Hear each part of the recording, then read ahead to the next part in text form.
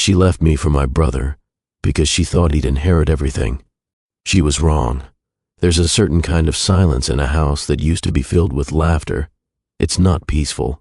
It's the kind that buzzes in your ears, like your body knows something's gone terribly wrong but hasn't told your brain yet. I'm Michael Carlisle, 38 years old, COO of Carlisle & Sons, a third-generation logistics firm that's built more warehouses than I've had birthdays. I live in a house we bought 6 years ago, right after my wife Sarah said yes to forever. She picked the place, said it had character. It did. Hardwood floors that creaked like old men, windows that rattled in the wind. It was charming in a tired kind of way, like both of us eventually. Back then, Sarah was electric, the kind of woman who could walk into a room and make gravity tilt slightly in her direction. People noticed her, the way she laughed with her whole mouth, how her eyes sparkled when she was planning something. Ambition practically leaked from her pores. I loved that about her. Or maybe I just thought I did. Over time, that sparkle turned into something colder. Her laughs got shorter, her smiles tighter. Where there used to be warmth, there was calculation. I blamed the stress. My father, Richard Carlisle, the patriarch, the founder, the man who never missed a day at work until cancer punched a hole through his gut, had been in and out of the hospital for months. Every family dinner felt like a board meeting. Every phone call could be the last. Sarah started asking questions. Innocent ones at first. So, your dad hasn't updated his will, has he? I blinked. Not that I know of. Why? She shrugged. Just wondering. I mean, with everything going on. Wouldn't want things to get messy later. Later she got bolder.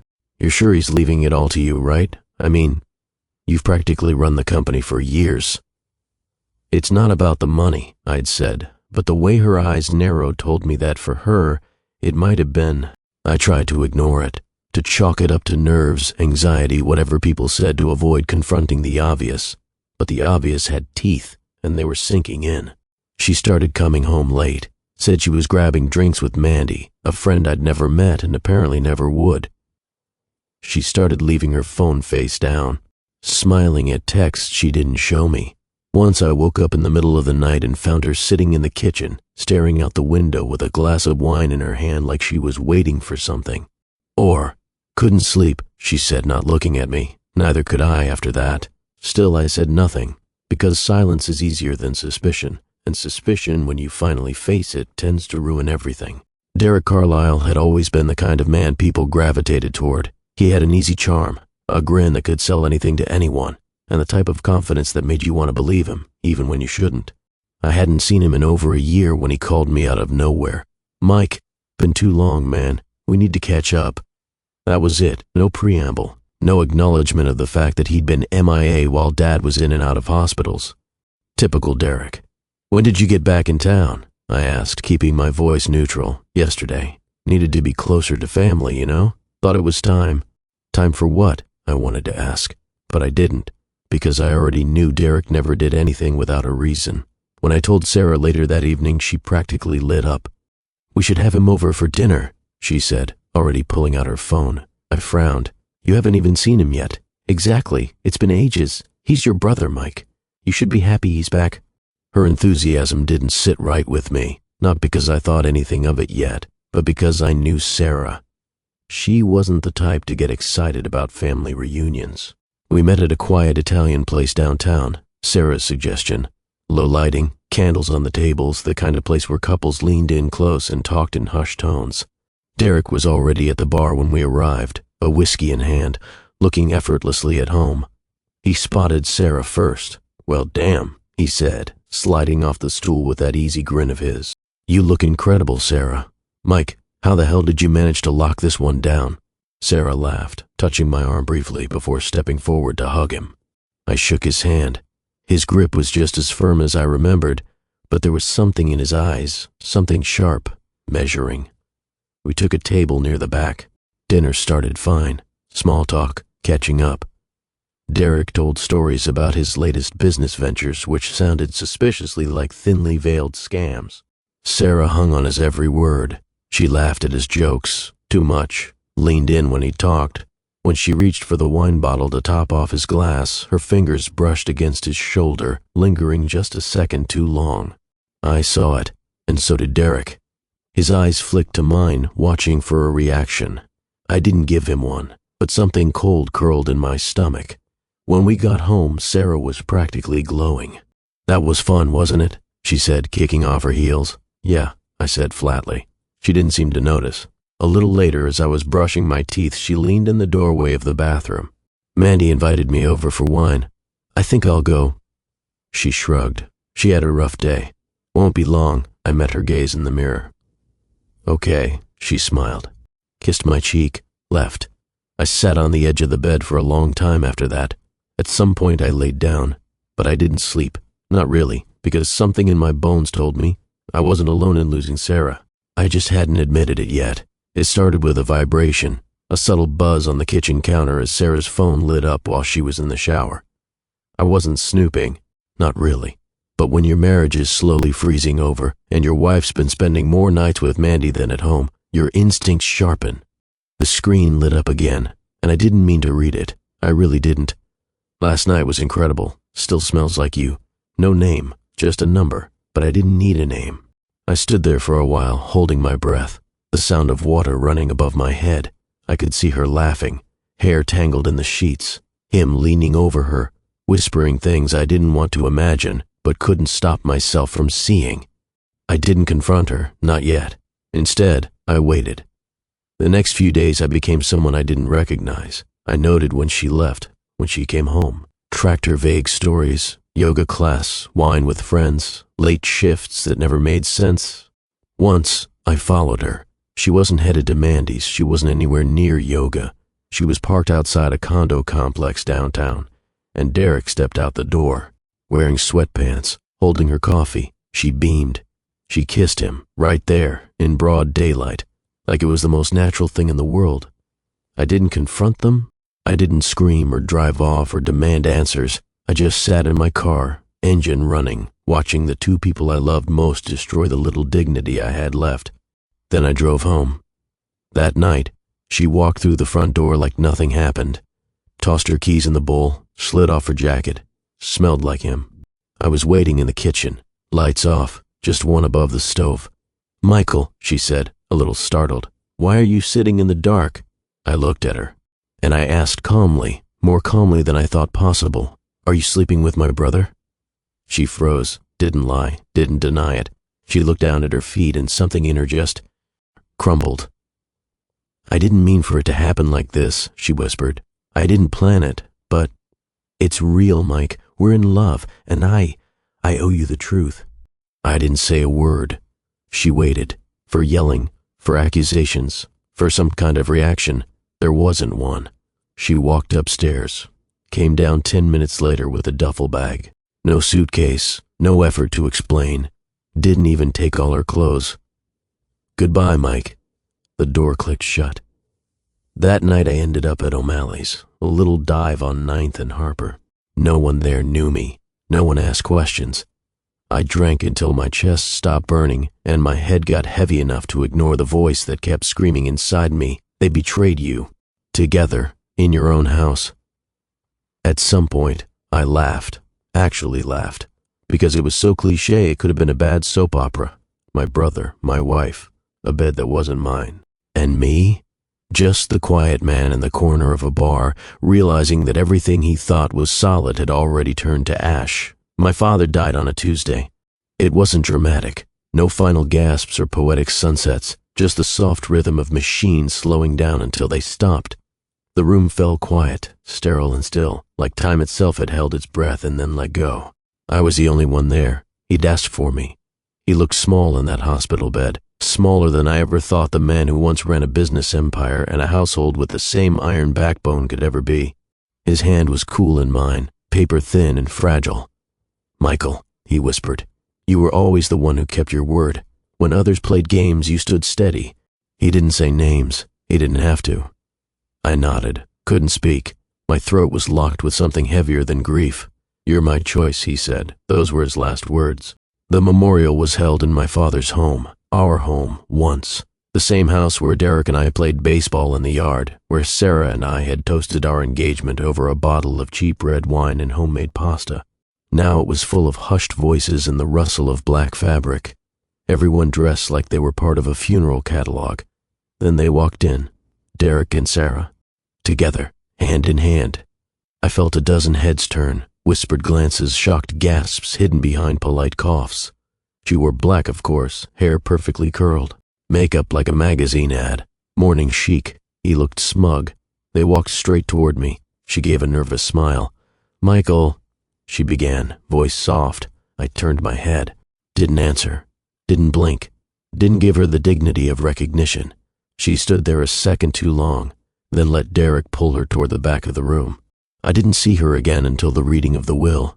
It was the same office where my father had signed contracts, lectured board members, and once told me that a handshake means more than a signature if you're a man of your word. Now it smelled like old paper and coffee. The lawyer, Mr. Daniels, was a gray-haired hawk in suspenders, with a voice like gravel and zero patience for theatrics. We were all seated, me, Derek, Sarah beside him, like an eager contestant on a reality show finale. Daniels opened the envelope. To my son Michael, he read, "I leave the entirety of my estate, including all holdings, accounts, properties, and the family business." Sarah's jaw twitched. To my son Derek, he paused, cleared his throat. "I leave nothing." Then Daniels continued. Reason, lack of character, repeated displays of disloyalty, and failure to uphold the values this family stands on. Derek stood. What the hell is this? Daniels didn't even flinch. Exactly what it sounds like. He can't do this. I assure you he could, and he did. Now, unless you're here as moral support for the grieving widow you helped create, you're free to leave. Derek looked at Sarah like he expected her to say something, to defend him. She didn't. She was pale, staring at the carpet, like she was trying to sink into it. I didn't gloat, didn't smirk, didn't say, "I told you so." But something shifted inside me. For the first time in months, maybe years, I felt a quiet I didn't know I needed. Not peace, not yet, but silence, and that was enough for now. A week passed before I heard from her again. I was in the office finalizing quarterly reports when my phone buzzed. A name I hadn't seen on my screen since the will reading. Sarah, just one line. "Can we talk?" No punctuation, no emotion. Just a quiet request, like a knock on a door she once had the keys to. I stared at it for a long time. Then I replied, 3 p.m., cafe on Main. She arrived early. I spotted her through the window sitting at a corner table. A perfect picture of curated vulnerability, soft curls, neutral tones, delicate earrings, hands wrapped around a mug like it held something sacred. When I walked in, she looked up fast, eyes wide, too wide, the kind of eyes that had practiced sorrow in front of a mirror. "Michael," she said, standing halfway, then sitting back down when I didn't move to greet her. I took the seat across from her, calm, composed, watching her the way a man watches a movie he's already seen the ending of. I didn't know if you'd come," she said. "You asked," I replied simply. She gave a tight smile. I deserved worse. I said nothing. "I was scared," she began. "When your dad got sick, and then Derek came back, I thought maybe he'd be the one chosen. He told me things, promised me things. I let myself believe it." She looked away, blinked fast. I wasn't thinking clearly. I was just trying to feel safe. "I didn't mean to hurt you. Not really." She looked at me again, voice cracking now, lower, more real. "I miss you, every day. You were my home. I thought I wanted something else, but..." It all fell apart so fast. A tear slipped down her cheek. She reached for my hand. I didn't pull away. "I want to try again," she whispered. "I made a mistake." I looked at her for a long time. She was still beautiful. Still knew how to tilt her head just slightly, how to tremble on cue, how to make pain look poetic. But regret had changed her, and more importantly, it hadn't changed me. I pulled my hand back gently. "You didn't lose me, Sarah," I said, my voice steady. "You traded me for a lie that felt shinier in the moment." She flinched. "I didn't leave. You did. And now that you see the cost, you want a refund. That's not how this works." I stood up, reached for my wallet, placed a few bills on the table. "Coffee's on me." Then I turned and walked out, letting the door close softly behind me. Through the glass, I saw her sit there, alone, hands still around the mug, eyes wet. Regret has a face. And that day, it wore her name. It arrived slowly, like morning light creeping through blinds, soft and certain. After everything, I threw myself into work, not as an escape, but as a reclamation. This company had always carried my family's name, but for the first time I was shaping its future, my future. We restructured, modernized. I brought in fresh talent, younger minds with bold ideas. Departments that had collected dust for decades were now humming with energy. There was movement again, purpose. I started running in the mornings. At first it was just to clear my head, but it became something more, a ritual, a return to self. Weights in the gym, journals at night, silence in the spaces where pain used to echo. Sarah wrote, long letters, short ones, some typed, some handwritten. They arrived every few days, stuffed with apologies, memories, questions she wished she'd asked earlier. My assistant, Claire, always intercepted them with professional grace. She's waiting downstairs, Claire would say now and then, never pushing, just stating. I'd nod, and Claire would return with a quiet, he's unavailable. She got the message eventually, but some messages don't land until life finishes what betrayal began. Derek didn't last. He'd never been built for consequence. When my father's will left him nothing, he unraveled quickly, burning bridges, draining accounts, making promises he couldn't keep. Word got around that he skipped town, leaving Sarah with unpaid debts, lease notices, and a sour reputation in circles that once welcomed her smile. She was never meant for survival, only strategy, and without a partner in the game, strategy means nothing. I saw her once. It was raining lightly. I was walking back from lunch, portfolio in hand, when I spotted her across the street. Hair pulled back, jacket too thin for the weather, grocery bags biting into her fingers. She was rushing toward a bus stop, heels slipping on the pavement. She looked smaller, not just physically, but in energy, in spirit, like someone who had finally run out of performances to give. Our eyes met briefly. I didn't stop. I didn't slow, just walked past like she was any other person in the city with burdens I no longer carried. That evening, I returned to my new place, not bigger than the old house, but brighter. Open windows, warm wood floors, a record player in the corner spinning old jazz. I made dinner, poured a glass of wine. Later that week, I gave a talk at the local entrepreneurship center. Young minds eager to create something real in a world obsessed with shortcuts. When someone asked, "What's the most important thing you've learned?" I paused, then smiled. Trust is worth more than love, and dignity. Dignity will feed you long after love walks out the door. They clapped. But I wasn't performing. I was living. And for the first time in a long time, that was enough. The gala event was everything I expected, refined, elegant, and effortless. I'd become used to these kinds of nights, tuxedo-clad men, women in dazzling gowns, wine flowing freely. But tonight, something felt different. I wasn't just a guest. Tonight, I was acknowledged. I stood on the stage, the bright lights warming my face, the applause ringing in my ears. The organization was a cause close to my heart, a foundation for young entrepreneurs, a place where people could be nurtured, supported. It wasn't just about business. It was about giving people the tools to make something of themselves, to fight for their future when the world around them seemed determined to shut them down. And I had given everything to it. I received the award with a steady hand, grateful but composed, the room full of familiar faces cheering for my contribution. I had made it to a place I never thought I'd reach, but I wasn't there for applause. I was there for the people, for those who had no voice yet, for those who believed in themselves the way I did once. After the formalities, a reporter stepped forward with a microphone. She was young, eager, holding the kind of curiosity that felt like an old friend to me. She smiled warmly before asking, "Mr. Carlyle, after everything, what does victory mean to you?" The room grew silent for a moment. It felt like the universe paused, just for me. Her words hung in the air like a challenge, like a test I hadn't studied for. I took a breath, then spoke. "It's not about revenge," I said, my voice carrying across the room. "Victory isn't about winning at someone else's expense. It's about being able to stand in front of people and still be myself, still be whole, even after everything, even after being betrayed." The room was still for a moment before the quiet hum of conversations resumed. But something shifted in me, something that felt like the weight of the past year lifting just a little bit more. As the interview wrapped up, I stepped down from the stage, smiling at the people who approached to congratulate me.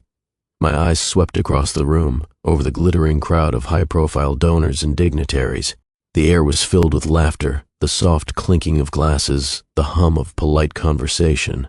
And then my gaze stopped. At the far end of the room, there she was, Sarah. She was in the background, her hands carefully balancing a tray of drinks, her smile a little too bright. She was serving guests, serving them with that same polite grace that had once charmed me, once made her feel like a part of my life, a part of my world. But tonight, the world had shifted. Our eyes met across the room. For a split second, time seemed to pause again. Her gaze dropped immediately. She didn't smile, didn't try to wave or make any gesture. She simply looked down, like she had done something wrong, like she knew the consequences of her actions would follow her forever. And I turned to face the next person, offering them my best smile. No more need for words, no more need for confrontation. The truth was clear in that single glance. I had won, but not in the way she'd expected, not in the way anyone could have predicted. I spent the rest of the evening surrounded by friends, colleagues, people who mattered, people who valued me for who I was, for what I had achieved, not for the legacy of a family name or the idea of what I could offer. And I realized something as I stood there at the event, chatting with guests and feeling a sense of peace I hadn't thought possible. The victory wasn't in the award. It wasn't in the recognition. The victory was in the quiet moments, in the slow, deliberate path I'd taken to rebuild myself, in the realization that I had chosen to let go of the anger, the resentment, the need for revenge. It had never been about winning over her or Derek or anyone else. It had always been about winning back myself, and I had done it. The house was quiet now, the kind of quiet that filled the space not with emptiness, but with peace. The minimalist decor of the living room, the sparse furniture, the clean surfaces, they all reflected something I had worked hard to build in my own life. Order, simplicity.